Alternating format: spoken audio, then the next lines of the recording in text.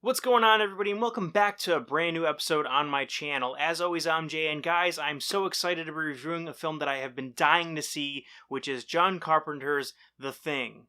You know, being a fan of some of John Carpenter's work, including Halloween, Escape from New York, and even my guilty pleasure, some would say Big Trouble in Little China, I really enjoyed the work that he's done with Kurt Russell and everything, and I knew that I had a very good chance of liking this film. So when Shout Factory actually had a bunch of their collectible Blu-rays on sale for some of his films, I decided to get this and a few other ones. And guys, I was not disappointed by what I saw on this. It lived up to the hype, and I would say it's easily in my top 5 favorite John Carpenter films of all time. So the story itself is actually a remake of a film that was entitled The Thing from the Other World. And in this version of the film, John Carpenter weaves the story of a research group in Antarctica who was stalked and taken out one by this hidden menace, this alien. And basically it has the ability to mimic anything that it comes into contact with. They're all isolated in this one area, and they almost treat this alien like a disease or something, because if it spreads to everyone, kills them, and absorbs them, there's nothing stopping it from getting to more populated areas and actually wiping out the entire human race. So it's really up to them to stop this menace from taking over and destroying the whole world, essentially.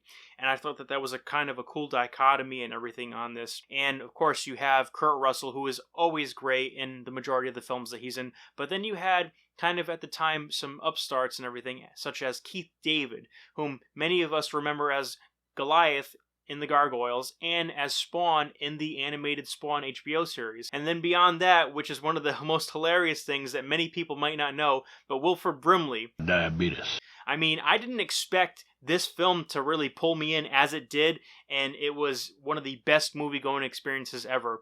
It ticks all the boxes. You have some horror, suspense, sci-fi, badass special effects. I mean, don't get me started on the special effects, which are all practical in this. All the prosthetics, all the different things that they did with this monster and this alien were amazing, and they still hold up even today. And they're just so raw and visceral, and it just enhances kind of the experience and how deadly this thing is. You're right there with the characters as you're trying to guess who's human and who's the alien and who you trust, as it's just waning and waning and waning over the course of this entire film. Like I said, powerhouse performances by Kurt Russell and Keith David amongst other stars in this film.